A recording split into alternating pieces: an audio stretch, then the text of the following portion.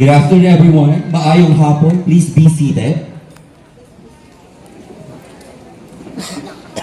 May we request the Honorable Vice President Sara Z. Duterte to lead the distribution of rice food packs to be assisted by Director Norman Baloro and Punong Barangay Honorable Belen M. Hardinero.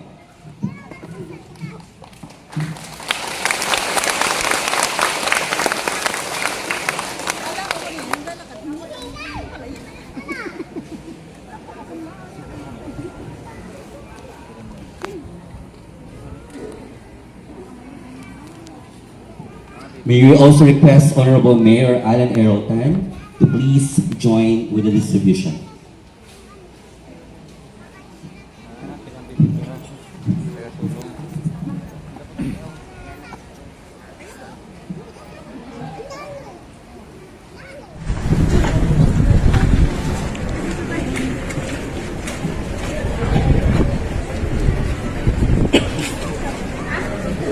Si Sara Duterte.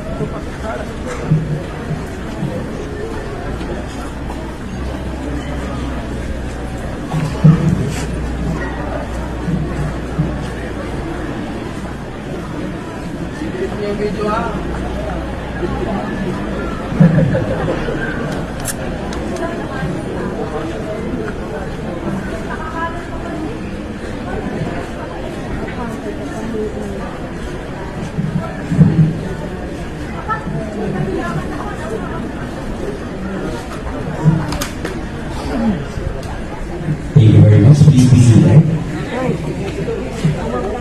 And now, para ibigay ang kanyang mensahe, ladies and gentlemen, the Vice President of the Republic of the Philippines, Honorable Sara Z. Duterte.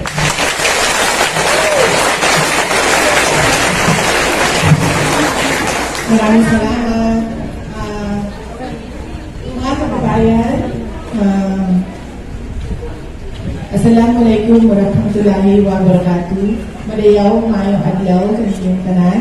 Magandang araw sa inyong lahat. Good day to everyone.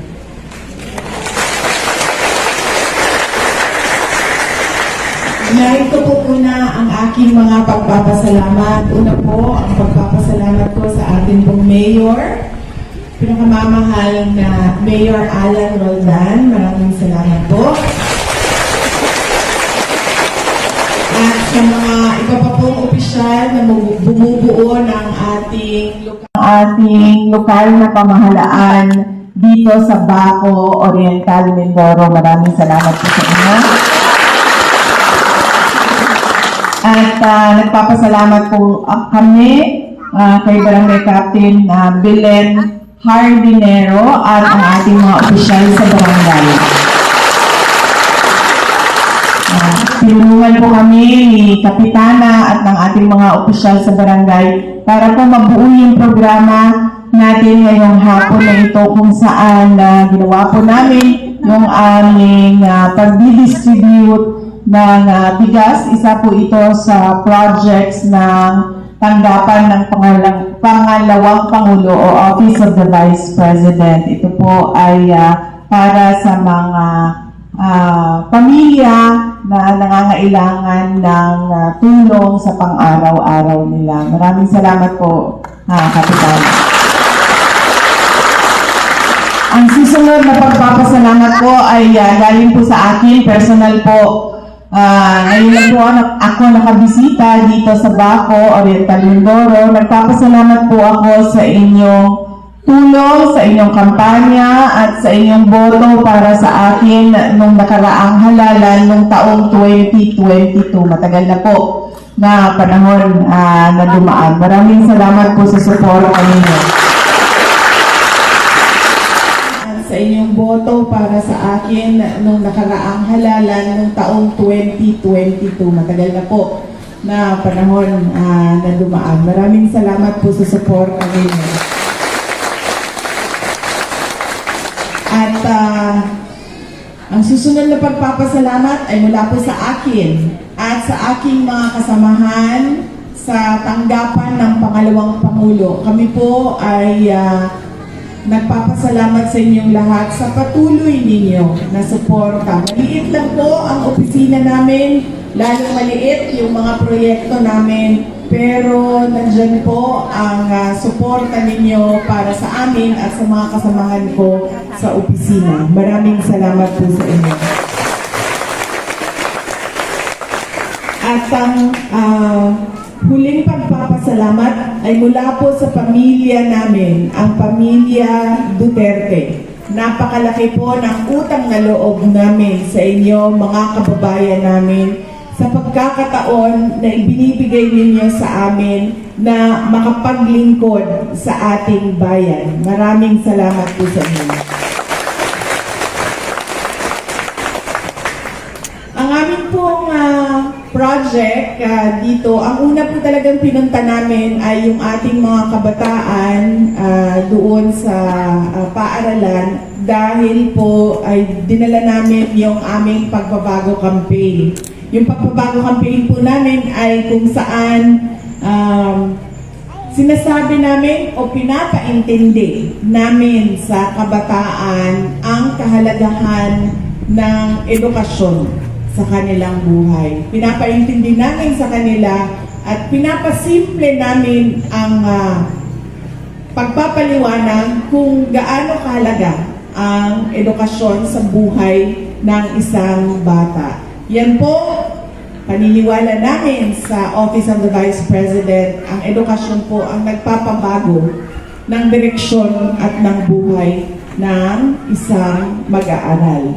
Dahil napakalaki po ng pagkakaiba ng trabaho, ng pagkakataon, ng oportunidad sa mga kabataan na nakapagtapos ng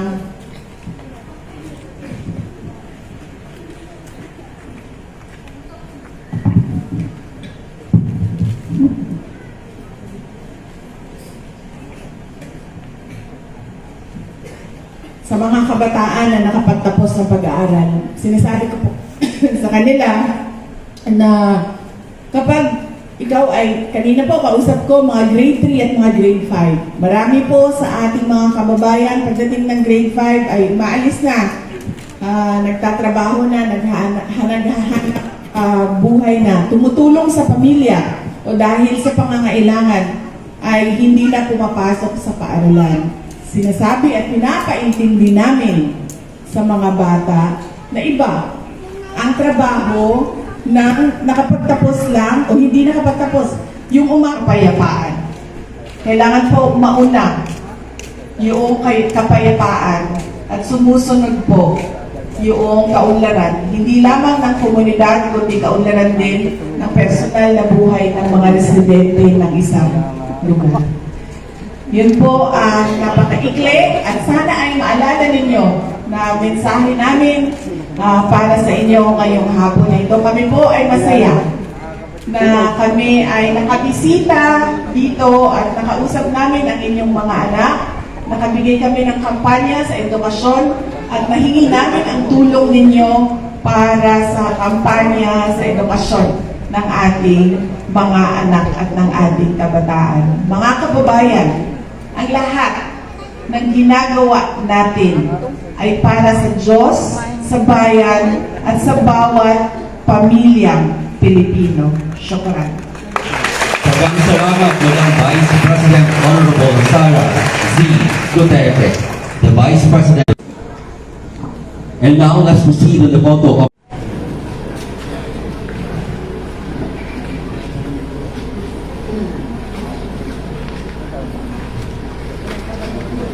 Thank you very much. We'll now proceed to the crowd photo opportunity. Tingnan niya po ang lahat na tumayo.